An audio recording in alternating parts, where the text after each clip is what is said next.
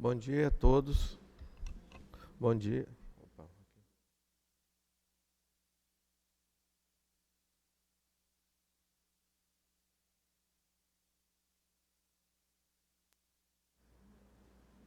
Alô, alô. Tá não, Pedro. Ah, tá. Alô, alô.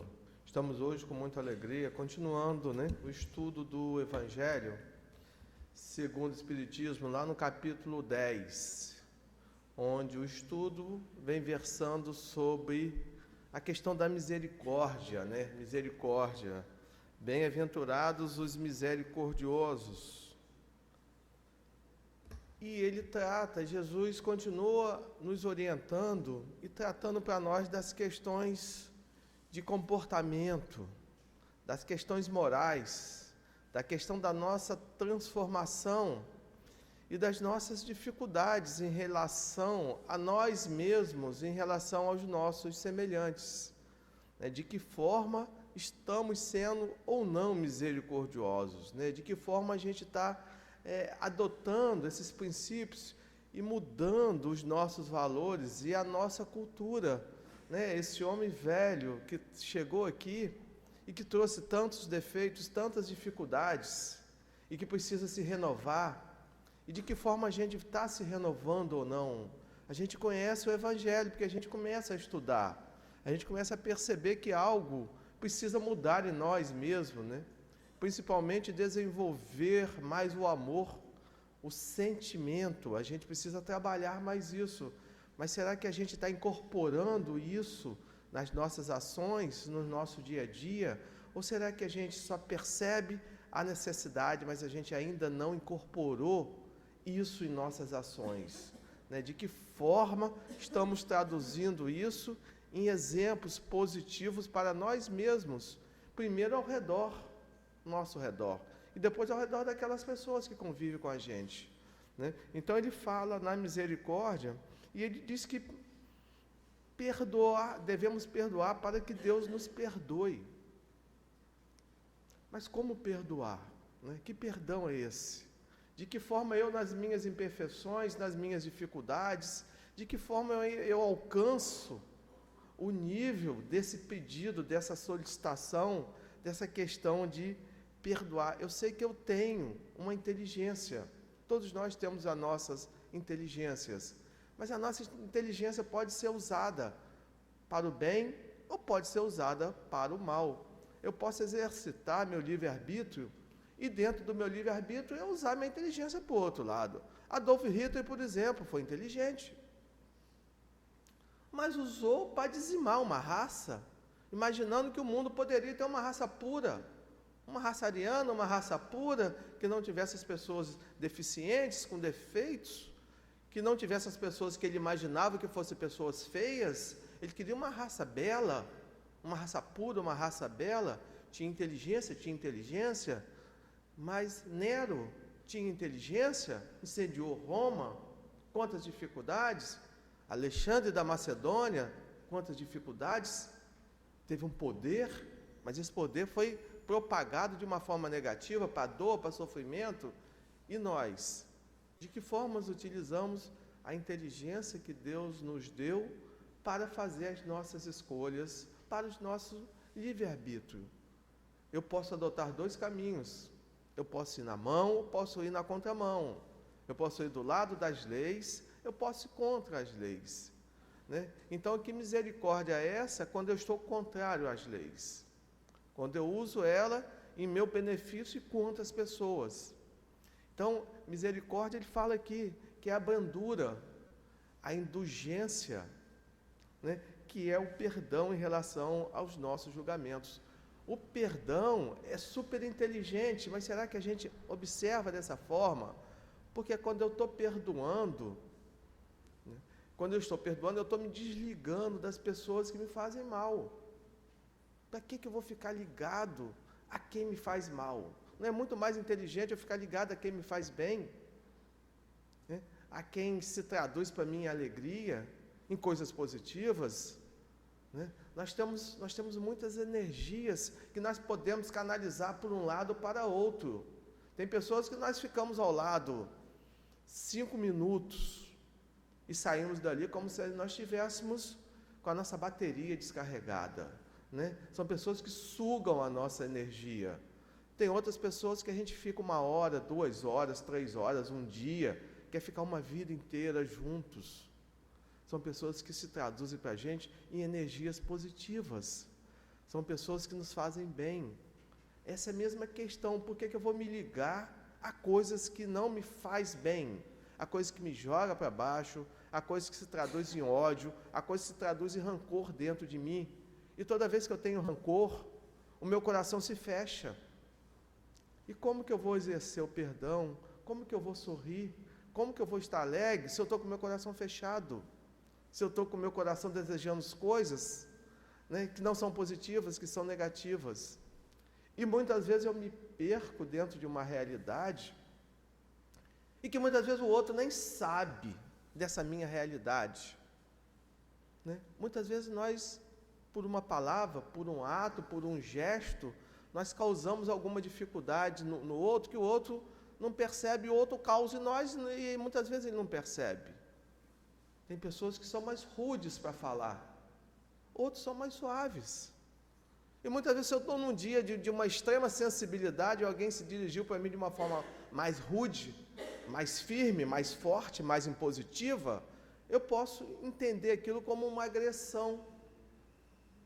E eu posso ficar cultivando coisas negativas, energias negativas, em relação àquela pessoa que ela nem percebeu aquilo. Porque está nela, está nela. Nós não somos iguais. Nós somos individualidade, crescemos na coletividade. Eu cresço quando alguém reconhece os meus defeitos, eu falo dos meus defeitos, se eu tiver humildade para reconhecer que aquilo é um defeito. Porque eu acho defeito no outro, mas nunca acho em mim. Mas será que eu sou tão perfeito assim, para estar no mundo de provas e expiações, para estar no mundo de tanta dificuldade? Onde a dor de um é a mesma dor do outro, a dificuldade de um é a mesma dificuldade do outro, né? Crescemos em família, mas precisamos perceber o que essa família traz, que provas e que dificuldades essa família traz para o meu crescimento. Então a gente precisa começar a perceber em relação ao outro, né? O que o outro traz para mim, que eu posso aproveitar para o meu próprio crescimento, né? Esse homem arraigado de raízes antigas, né, que traz tantas dificuldades, a gente conversa muito sobre essas questões, mas a gente nunca aprende, né? Mas eu sou um ser evoluído. Fosse evoluído, a gente não estava aqui, né? Os seres evoluídos, eles se alimentam de essência. Nós precisamos matar as coisas para que a gente possa ainda se alimentar. Nós precisamos matar. A hora que a gente for evoluído, nós não vamos mais nos alimentarmos dos nossos animais. A gente vai sobreviver da essência, mas nós ainda precisamos disso aí. Então, que ser evoluído, que arrogância a gente pode se achar que está evoluído. Não, a gente está a caminho. A gente está a caminho e a gente está buscando a nossa transformação moral. Ou seja, despir essa roupa, essa roupagem antiga que eu trouxe, para eu conseguir, incorporando aos poucos, através das várias reencarnações, um ser modificado. Um ser diferente, que vai ter que estar cumprindo essas suas etapas com muita perseverança, com muita resignação, senão a gente não consegue vencer. O caminho é árduo, mas a felicidade está esperando, né? A nossa evolução, a nossa transformação, principalmente a transformação moral, objeto aqui de todo o estudo do nosso Evangelho. Todo o estudo do nosso Evangelho está voltado para as leis morais do Cristo.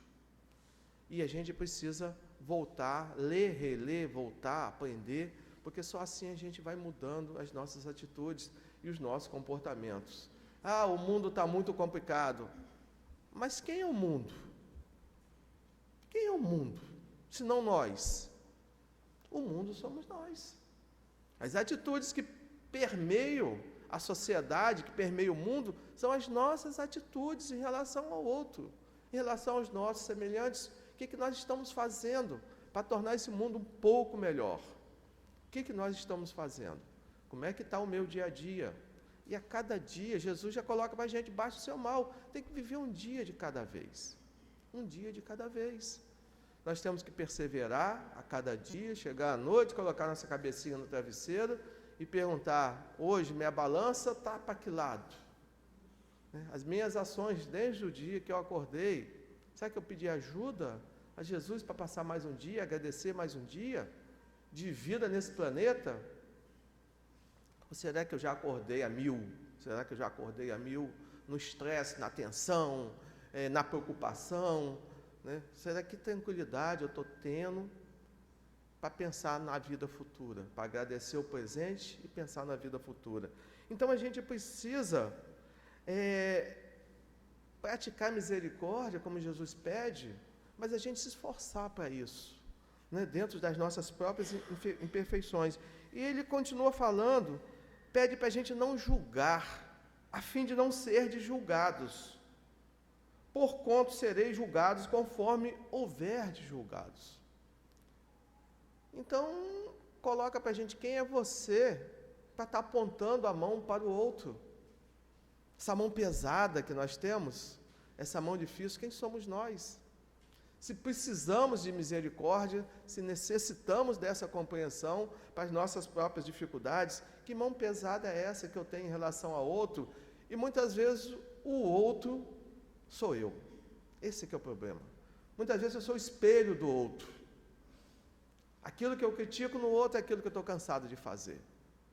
Mas quando eu faço, eu não reconheço. No outro eu reconheço. Tem pessoas que são agressivas na fala. São muito agressivas na fala e que ferem o outro.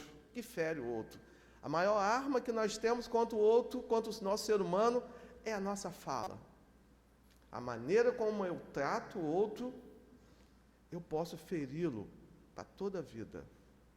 A forma como eu falo com meu filho pode ser algo que vai ficar marcado para ele para o resto da vida, ele vai lembrar daquilo sempre.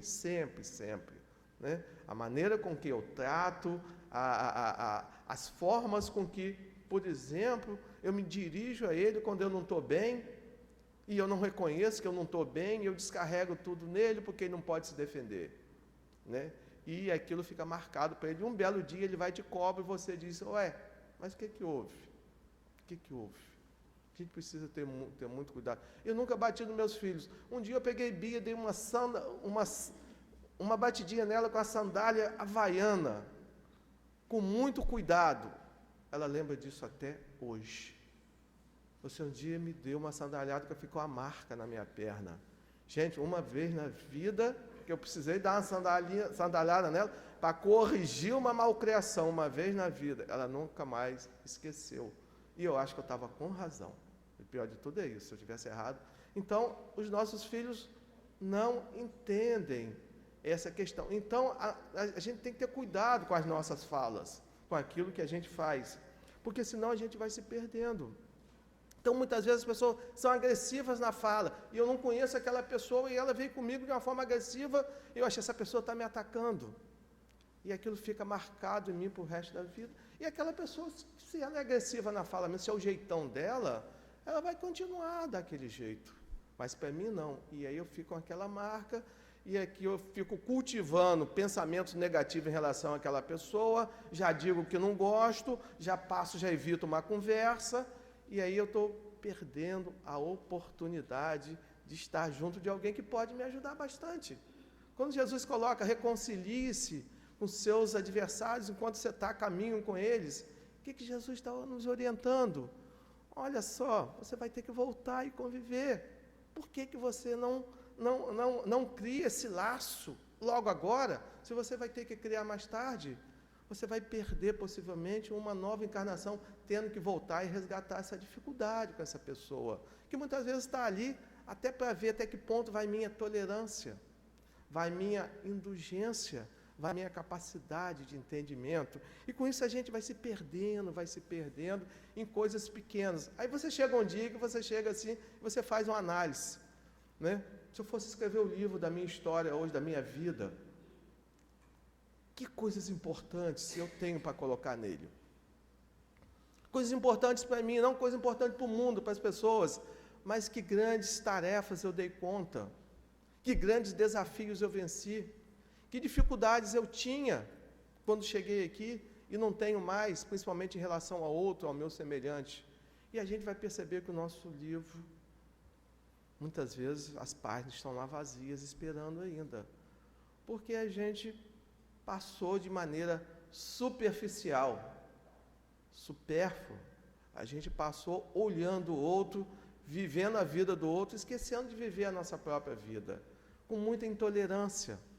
A intolerância é fatal na nossa vida, mas nós somos intolerantes, com muita incompreensão. A incompreensão no dia a dia também é algo que precisa ser trabalhado por nós. Nós somos intolerantes, incompreensivos.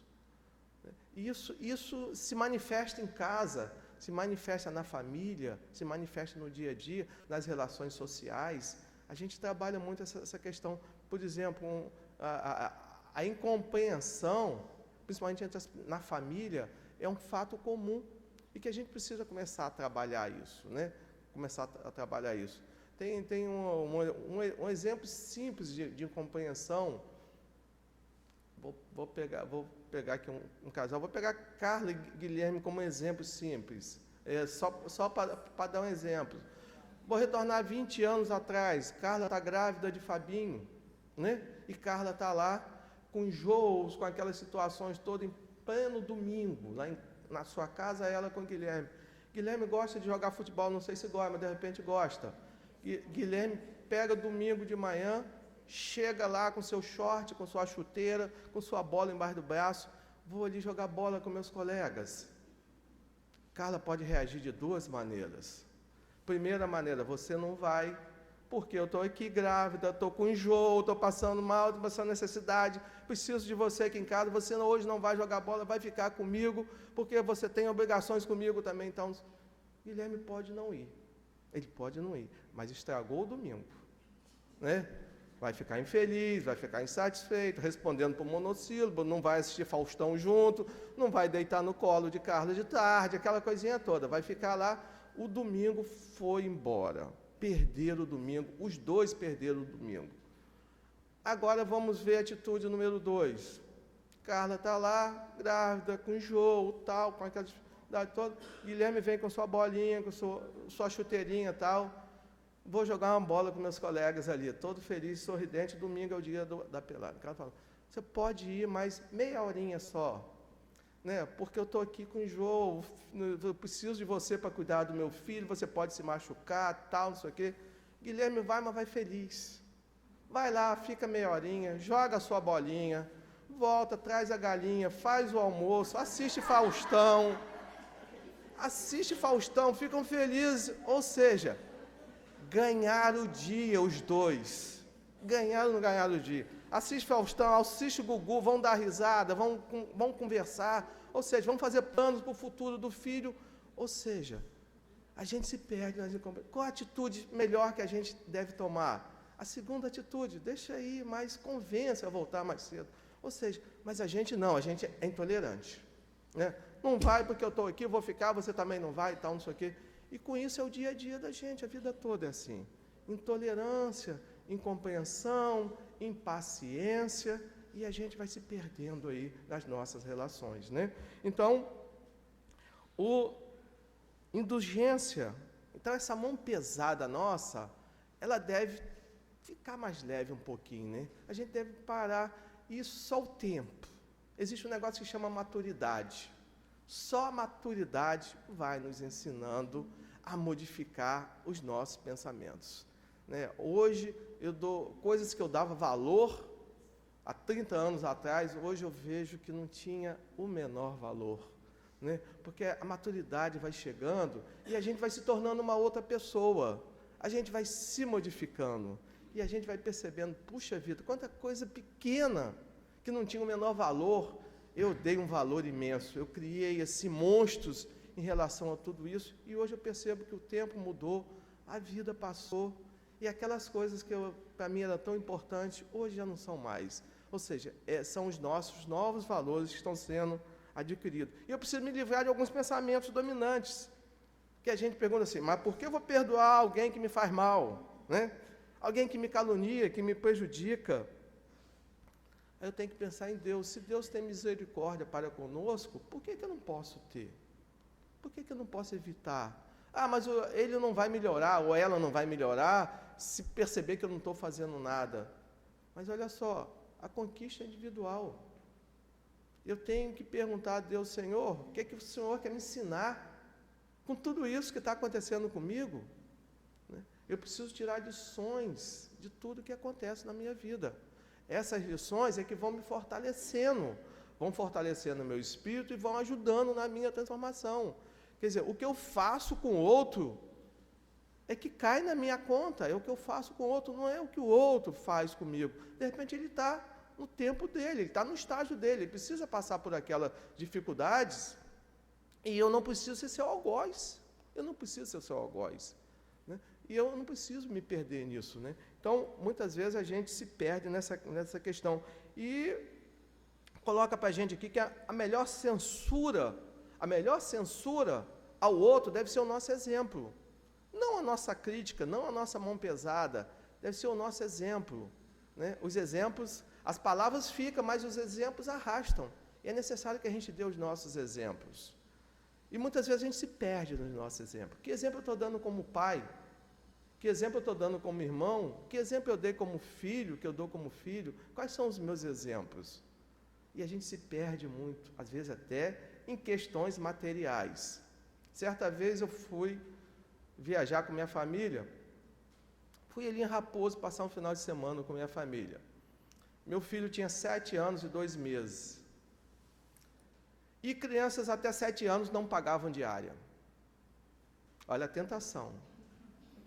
7 anos não pagava diária. E eu cheguei, fui até a recepção, e a recepcionista era uma menina, me perguntou assim, a idade dos seus filhos, porque até 7 anos não paga.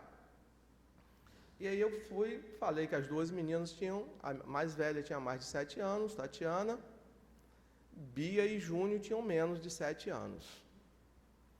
E eu não percebi que Júnior estava de pé do meu lado. Quando eu desci do carro, ele me acompanhou, ficou do meu ladinho. E aí, quando ela perguntou, eu disse, esse não tem 7 anos ainda. Aí Júnior vira, papai, eu já fiz mais de 7 anos. Aí, quando você mente, você tem que inventar uma outra mentira para cobrir a mentira que você falou. Eu disse, não, rapaz, você ainda não fez 7 anos, você ainda vai fazer 7 anos. E ele falou assim, lembra do bolo de aniversário, papai? Já fiz 7 anos. Olha só, o compromisso, mentindo na frente do meu filho, olha só que responsabilidade. Aí eu virei para o moço, olhando para a minha cara, óbvio que estava sabendo que ele estava mentindo. Me desculpa, ele já tem mais de 7 anos, sim. Eu vou pagar meia diária dele.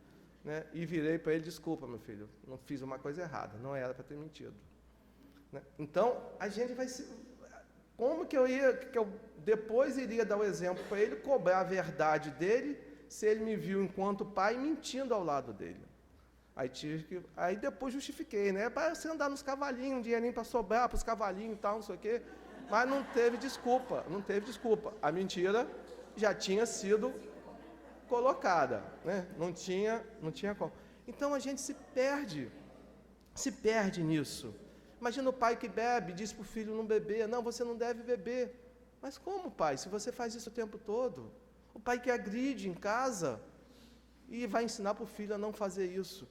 Então, o melhor que devemos fazer é dar o nosso exemplo, E ele falou, o Evangelho coloca bem claro aqui, a melhor censura que nós devemos fazer ao outro é o nosso exemplo. Através do nosso exemplo, o outro pode se espelhando e ele pode se modificando. Então, mentir, gente, eu minto para não magoar. Mas a gente pode também falar com suavidade, não pode? Será que a gente pode ser tão duro, se a gente não gosta quando os outros sejam tão duros com a gente? Então a gente precisa trabalhar essa questão. E continua ele dizendo que infeliz o que diz, não perdoarei jamais, pois se não for condenado pelos homens, sê-lo-á certamente por Deus. Então, o Evangelho continua nos alertando, cuidado com essa questão. Né? Quem é você? Volto a perguntar, quem somos nós para dizer palavras tão fortes, tão falíveis, com tantas dificuldades ainda a vencer? E ele coloca aqui o episódio da mulher adúltera, né? Onde Jesus pergunta, mulher, onde estão vossos acusadores? Porque a questão da mulher adúltera é simbólico, gente. Adúlteros somos todos nós que infringimos a lei de Deus. Não é aquela mulher adúltera. Né? Ele está simbolizando ali todos que não seguem as leis de Deus. Todos nós somos adúlteros, como nós, quando nós evitamos ou quando nós vamos para o lado errado. Quando nós adotamos um outro caminho que não o caminho das leis. Que ali que estão as nossas conquistas, as nossas verdadeiras conquistas. São as leis cristãs que estão na nossa mão e que a gente, pelo nosso livre-arbítrio, a gente panha ou não pega. Eu estou ao lado, eu estou caminhando junto ou estou em sentido contrário. Então, quando ele fala da mulher adulta e que ele diz para as pessoas, ele deixa 2 recados claros para a gente. Primeiro está lá no capítulo 1 do Evangelho. Não vim modificar a lei, vim dar seguimento a ela. Quando eles dizem para ele, Moisés manda que a gente apedrejasse ela. E Jesus disse, eu não vim modificar a lei, eu vou vir dar seguimento. Mas ele já trata de uma forma diferente. Ou seja, essa lei mosaica era uma lei dos homens. Eu estou trazendo a lei de Deus. E segunda questão, quando ele pergunta, onde estão vossos acusadores? Quem nunca teve pecado, atire a sua primeira pedra. A consciência nossa é tão forte, que qual de nós poderiam atirar uma primeira pedra, né? Cheio de dificuldades, submetidos à lei da reencarnação, sabendo que nós trouxemos para cá uma bagagem que precisa, cheia de débitos, que precisamos estar pagando esses nossos débitos e adquirindo novas conquistas futuras. Muitas vezes eu nem quito meus débitos e adquiro outros débitos. E aí eu vou ter que me submeter às leis. Né? Estou infringindo as leis, eu vou ter que me submeter às leis. Aí depois eu digo, eu não quero passar pelo umbral. Como que eu não vou passar pelo umbral? Vou passar sim. Vou ter que passar pelo umbral. Não tem jeito. Eu vou ter que me depurar para que eu possa depois progredir. Então, coloca para a gente esse episódio. E a pergunta que a gente faz é como amar ao próximo acima, né? Se eu estou com o meu coração cheio de mágoas. Como amar ao próximo com o meu coração cheio de dificuldades? Como amar ao próximo com o meu coração cheio de rancor? Eu recorro a Santo Agostinho. Primeiro, conheça-te a ti mesmo. Vamos fazer uma imersão dentro de nós e vamos ver o que nós temos. Né? O que nós trazemos? Quais são as nossas conquistas espirituais, de fato, que nós temos hoje? E que conquistas eu preciso? Né? Segundo, eu recorro a Paulo de Tarso, que ele diz o seguinte, ainda que eu fale a língua dos homens, sem caridade, eu nada serei. Então, o autoconhecimento, primeiro o autoconhecimento, para eu exercer a misericórdia, eu preciso ter o autoconhecimento. E segundo, eu tenho que exercer a caridade. E daí eu chego até o amor, que eu chegando até o amor, certamente eu chego até o perdão. E alguns motivos aí. Né? O perdão liberta, o ódio escraviza. E eu tenho que preparar a minha bagagem. Como está a nossa bagagem hoje? Eu tenho uma passagem comprada para voltar, eu não posso me esquecer disso. Eu tenho uma passagem de volta comprada. Eu não sei quando ela vai ser solicitada, mas pode ser a qualquer momento. Se eu não sei, pode ser a qualquer momento. Como é que está a minha bagagenzinha? Está levinha, será? Né? Ou será que está cheia, impregnada de coisas ruins?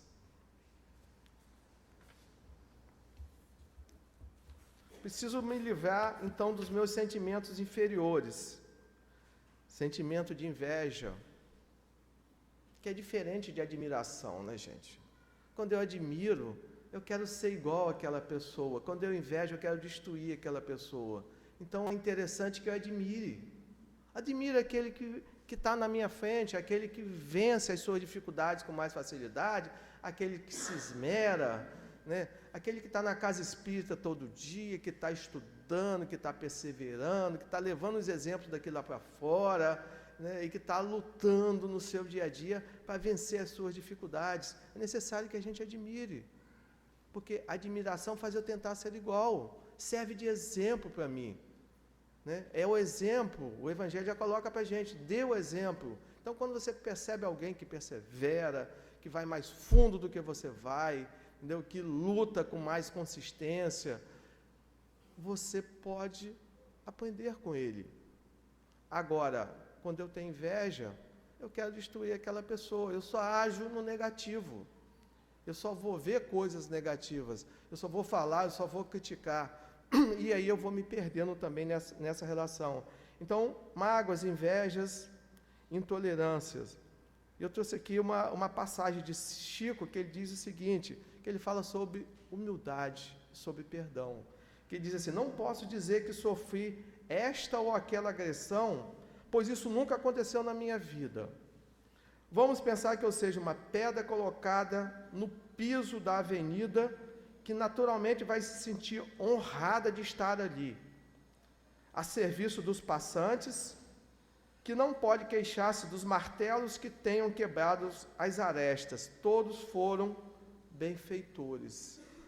Então nós somos como pedra bruta, como o Chico coloca aqui, né? Que a cada passagem, que a cada martelo, que a cada coisinha vai sendo lapidado.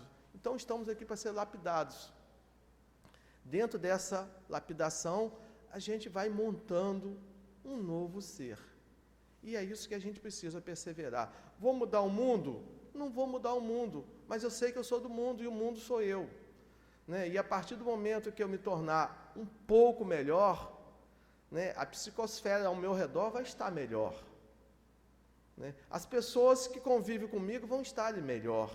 A minha casa vai ter uma energia, uma sinergia diferente. E a gente vai melhorando.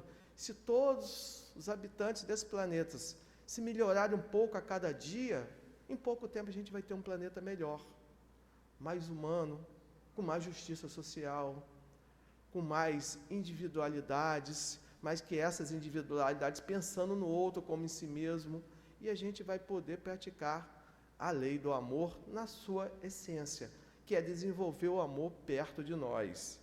Eu vou concluir falando sobre uma história que eu gosto muito, que é o mito das cavernas, tirado lá da mitologia grega, que diz que está nos tempos passados, as pessoas viviam nas cavernas. E lá era muito escuro, né? Muita dificuldade, e as pessoas tinham um desejo de conhecer algo diferente. E um belo dia, um grupo pioneiro resolveu fazer uma viagem para fora daquelas cavernas. E aí se juntaram em grupos e começaram aquela travessia. Enfrentaram tempestades lá dentro, água caindo, animais ferozes, dificuldades, caíram, se machucaram, mas depois de muita luta e de muita viagem, chegaram à saída da caverna e encontraram um mundo novo.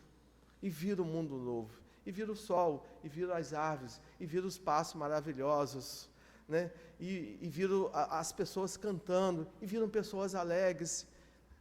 E aí eles ficaram encantados e resolveram retornar para contar para aquelas pessoas que existia um mundo diferente, que tinha uma vida diferente.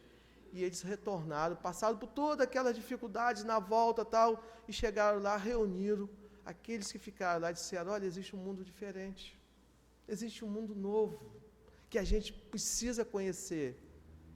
E aqueles que ficaram lá, pegaram aqueles e disseram, vocês estão loucos, nós vamos matar vocês. E assim fizeram, mataram aquelas pessoas.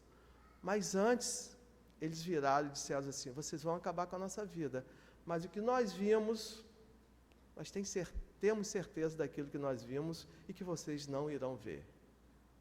Então, essa é uma lição que fica para a gente. Quando a gente começa a ver o Evangelho, é um mundo novo, é uma vida nova. Muitos não vão acreditar, mas a gente não tem que dar vazão a eles, com nosso exemplo, quem sabe um dia eles também não possam caminhar por esse lado.